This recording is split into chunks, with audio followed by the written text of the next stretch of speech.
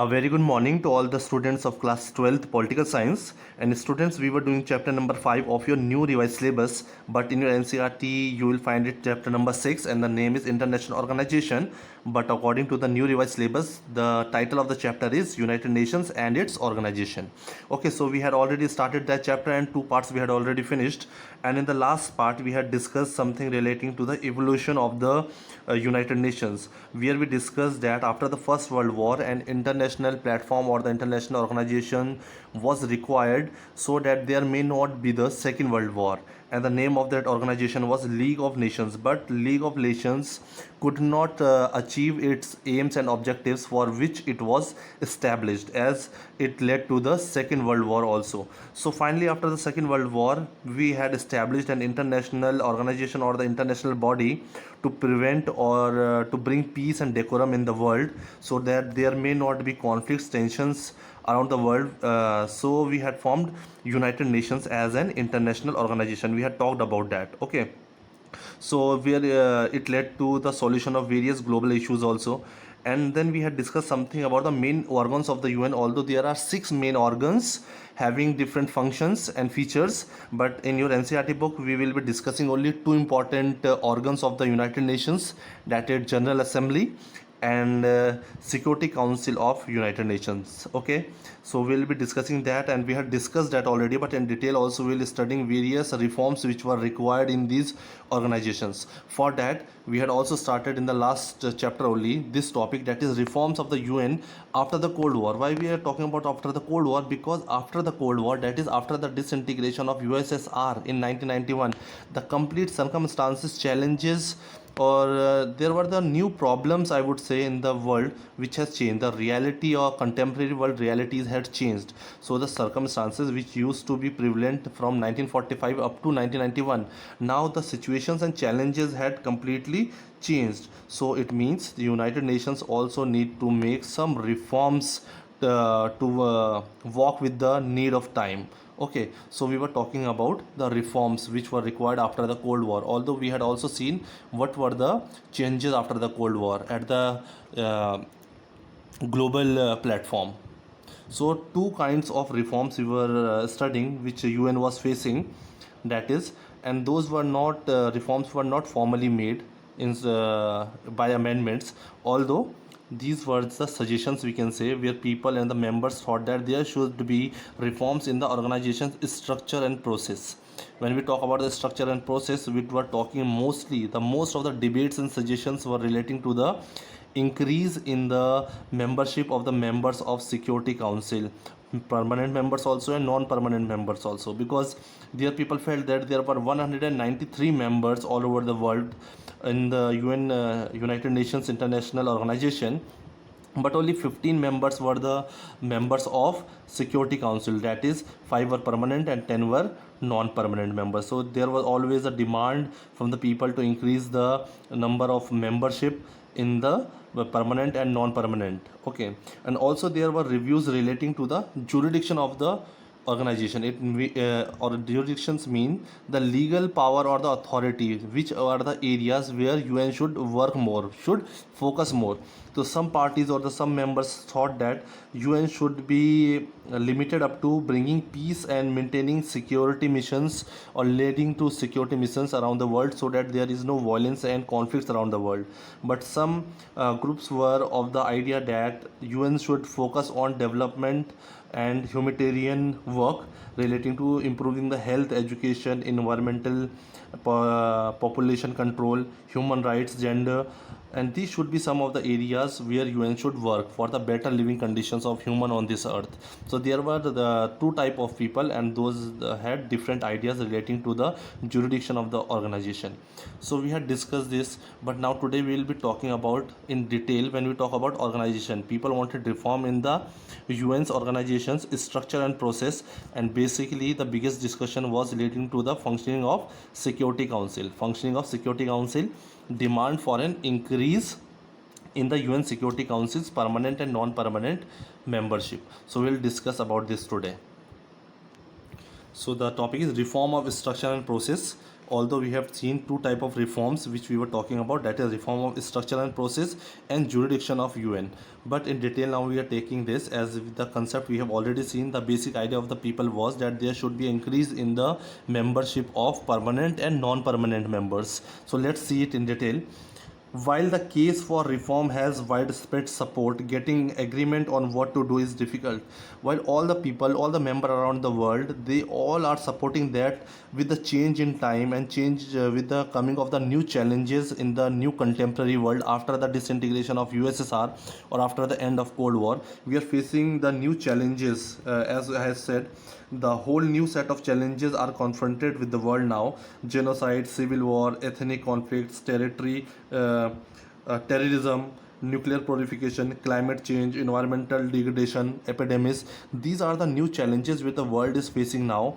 And previously, after 1945 till 1991, the challenges were different. But with the disintegration of USSR or with the end of Cold War, the situations have changed. If you talk about the contemporary world politics or social and the economic life of the people, so cope up with the social, economic and political challenges which the people are facing around the world, UN now needs to make certain reforms in its structures and process also.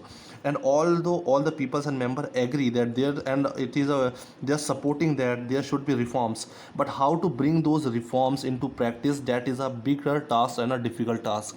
Okay, we talk a lot, okay, these are the problems and these are the problems, but we are not ready to give the solutions. And if we are ready to give the solutions, we are not having an idea that how we should implement those ideas into practice. So this was the basic problem with the United Nations also, where major of the people or the members were supporting that there should be reforms, and everyone had the agreements on reforms, but they did not have any ideas how to do those reforms or how to bring those reforms. So debate over the reform of the UN security. So first region of conflicts or the reforms so is the debate over the reform of the UN Security Council. The very first point is that people wanted a reform in the Security Council, United Nations Security Council. So let's see what were the reforms which the member countries wanted. So see the date in 1992.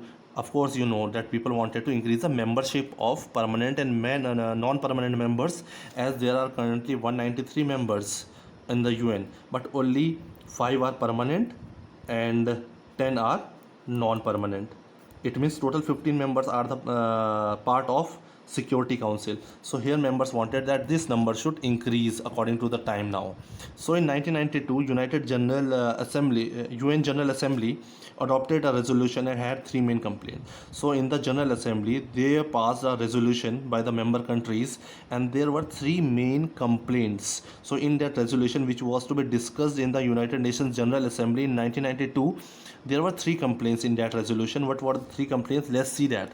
First was, Security Council no longer represents contemporary politics realities, because before 1991, United Nations Security Council was functioning properly and it was moving with time.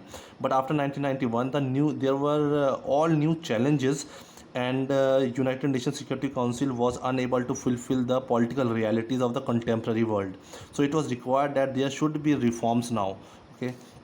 Second was, its decision reflected only Western values. Whatever the decisions UN was making, whatever the planned policies were drawn out and implemented around the world by the United Nations and its organs and its agencies, that reflected only the Western values and Western interests. It means only the members who are the permanent members, that is the dominant members, like the permanent members like UK, okay, US, Russia, China. These were the members who were dominating UNs and the idea which reflected the interest of the powerful countries only.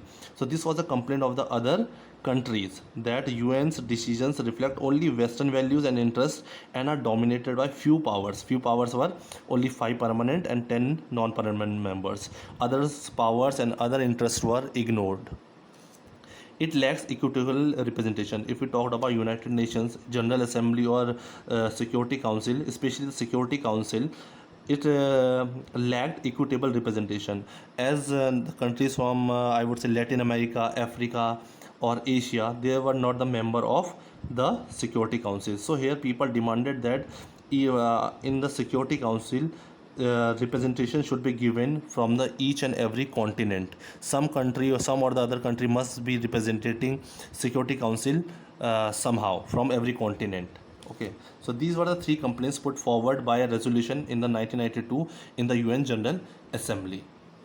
Then what happened after 1992? On 1st January 1997, there was a UN secretary. 1997 UN secretary or the head of the United Nations was General Secretary General was Kofi Annan. He initiated an inquiry. He had put forward some ideas to inquiry into how the new Security Council member to be chosen, as he saw that there was a huge demand and support widespread around the world for the increase in the membership of permanent and non-permanent members. So here Kofi Annan initiated an inquiry, so that how, on which basis, what should be the criteria to increase the members, or the how to choose the members, that which member should be the part of permanent members or non-permanent members.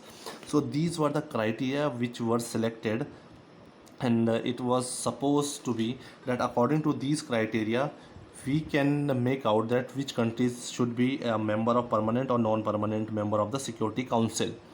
Suppose a country should be a major economic power.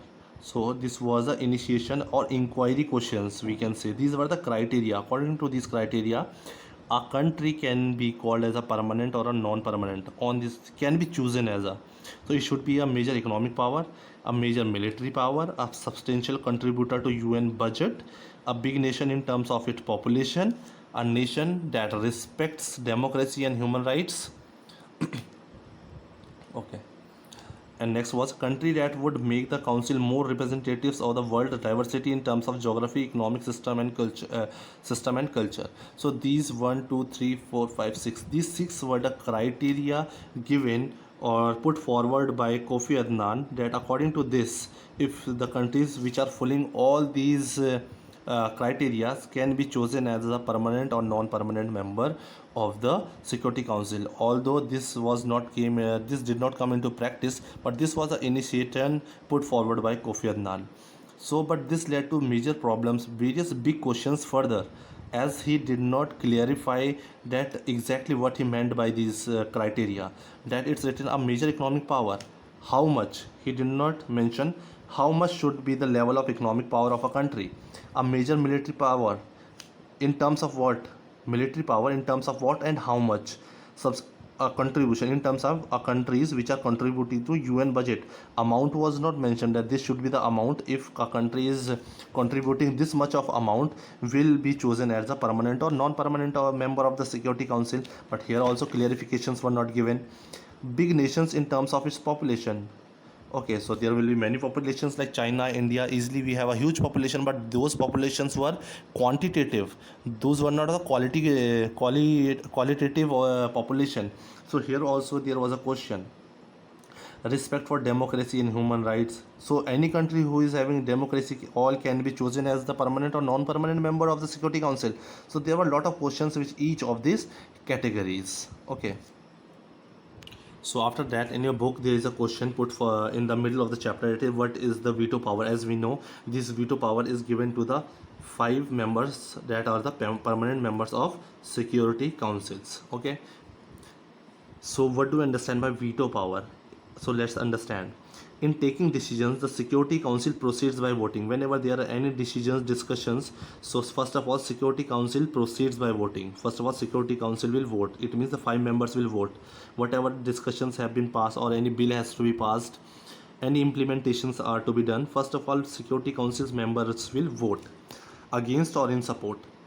All members have one vote, however. So as we know, all the members have one vote.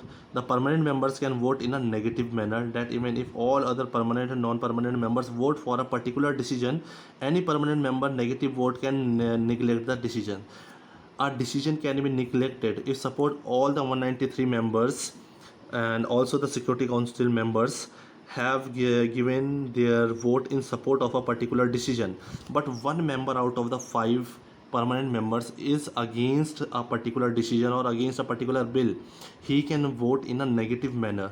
It means if he votes in a negative manner, he can neglect the decision. The decision will not be accepted because one permanent member is against the bill. So that is why this veto power is also called a negative vote. Is all the countries and other four members of the Security Council are ready and signing the bill in support, but if a single member is also not ready to sign the bill, that decision is neglected and cancelled. So the negative vote, so we call it as a negative vote of the or the veto power, and this veto power is only with the permanent members.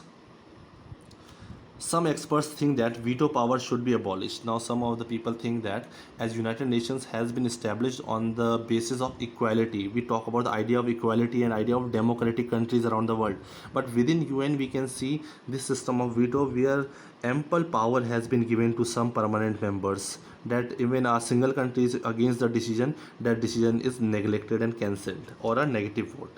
So many experts think that this should be abolished now, although all these are just the suggestions which we are discussing, and like Kofi Annan has initiated many ideas or the criterias for to choose the members, but still we have the 5 permanent members and 193 members in the General Assembly. So these ideas have not been implemented. These are just the suggestions and the ideas of the various people and experts. After the World War II, the strongest countries given the privileged position. So after the World War II, the strongest parties which became victorious, okay, the United Nations, UK, okay, sorry, United Nations I'm saying, US, okay, United States, China, so France, these were the countries which were the most powerful and victorious, and they became the permanent members also. So they had this veto power also after the Second World War. Moving forward, the non-permanent member serves for 2 years. As we know, the other non-permanent members, they serve for 2 years and cannot be re-elected immediately. If I have finished my term of 2 years, I cannot be re-elected immediately after completing the term of 2 years. I'll have to wait for some few more years to be re-elected. The non-permanent members are elected in a manner so that they represent all continents, but here the non-permanent members are elected in such a way that representation is given to each and every continent around the world. So out of these 10 non-permanent members, each member represents some or the other continent around the world. Although when we talk about the permanent members of the United Nations, we do not have the members from Asia, we do not have members from Latin America, okay, Africa. So these were some of the ideas for the reforms which we needed to the structure of United Nations. So after the reform of structure and process of United Nations, where we had discussed about the Security Council, permanent and non-permanent members, and what were the reforms and suggestions of the experts around the world.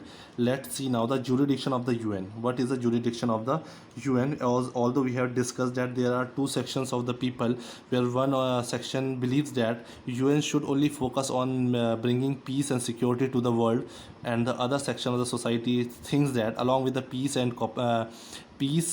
and security, the UN should also focus on the development and humanitarian work for the growth and making this world a better place for humans. So, as the UN completed its 60 years of its existence, the head of all member states met in 2005. So, in 2005, all the member states, heads of all the member states, they met all together because UN had completed its 6 years of after existence, and they celebrated the anniversary and to review the situations. In this anniversary and in this celebration, they had discussed some important points. So the leaders in this meeting decided that following steps should be taken to make the UN more relevant. Now they wanted UN to work more properly and more relevant in the changing context, because we said that after Cold War the context was changing, the circumstances were changing, there were all new challenges facing the world. So for that UN had to make various plans and various reforms. So during this celebration of 60 years existence, there were various plans and put forward so that UN can be more relevant with the changing context of the contemporary world. So in all, there were 7 important steps taken to make this UN more relevant with the changing challenges and changing context with the new world. Creation of a peace building commission. They thought that now we should make a new peace building commission as we saw, and in the second and third chapter we saw Afghan war, we saw Afghanistan crisis, we saw UN, how about Desert Storm. US showed its dominance and hegemony around the world. So there are like in around the world there are many conflicts going on, wars going on, territory disputes going on. If we talk about Asia, we talk about India, China, Pakistan. Disturbances are there, unrest is there.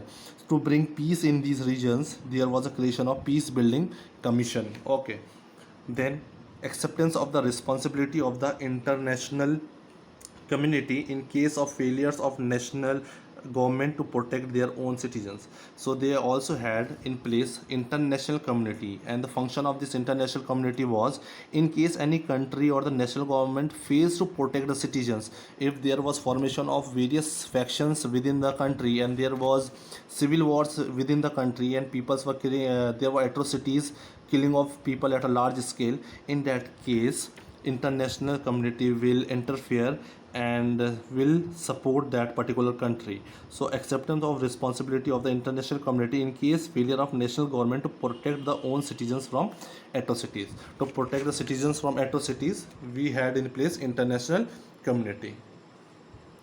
Then the third step was, and these are the steps which were discussed and in the celebration for 60 years. So establishment of the Human Rights Council. So they had said that we are going to establish Human Rights Council, and it became operational in 19 June 2006. So if we talk about the Human Rights Council, which is a very powerful council or agency of United Nations, it became functional from 19 June 2006. Okay, it talks about human rights around the world.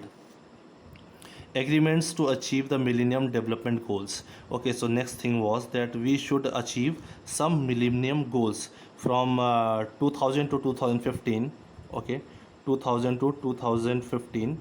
They had planned that within these 15 years there were 8 bigger plans which UN thought we are going to achieve them, and basically to eradicate the poverty around the world. They did not wanted any country around the world be facing poverty and challenges, and they wanted to improve the lifestyle of the people so that this world can become a better place for living for all the countries. They thought that wherever we travel there should be no poverty, so they tried to work in the fields of to eradicate poverty. They worked for the upliftment of the education level of the children in the countries, especially in the developing and the underdeveloping countries, status of the women. These were some of the areas where there was various plans and policies put forward by the UN to achieve this millennium development, and basically this was to eradicate poverty, and poverty can be eradicated by focusing on major things like education, unemployment, etc. Okay, then the new challenges which we saw and we read, like 9/11 attack on America, so by the Arab countries, by the terrorists of Arab countries. So here in UN, condemnation of terrorism in all its forms. So all the member countries were against this terrorism, and they wanted to eradicate terrorism from its root, so that there may not be any terrorist attack like we saw in the World Trade Center. Creation of democracy fund. If any countries around the world or the member countries of United Nations was facing problem to establish democracy, so the funds of the United Nations will be used to bring and establish democracy in a particular country where people are in support of the democracy. So there are many countries around the world which do not have a democratic form of government, although they pretend to be democratic, but the real powers are with the one dictator or a military rule. Although people are voting, there is just a formal governments, but they are not powerful enough to take the decisions. So for that there were the democracy funds. Now, and the last step was an agreement to wind up. So now all the members of United Nations in this meeting where they met to celebrate the 60 years of existence of United Nations, here they agreed that now we should wind up. It means we should now stop this organ. This was an important organ of the United Nations, Trusteeship Council. They suspended its operations on 1st November 1994. They said that this organ is no more going to be functional, as its work is almost over, as all the trusts which were under the Trusteeship Council have got the independence and they have got the self government now. They have become the independent countries, or they have joined some neighboring countries. Okay, so the work of trusteeship is no more included, so they wind up this council altogether. This decision was taken and its work was suspended on 1st November 1994. So with this we come to the end of this topic. In next we will be talking about India and United Nations. Okay, till then, thank you so much and take care.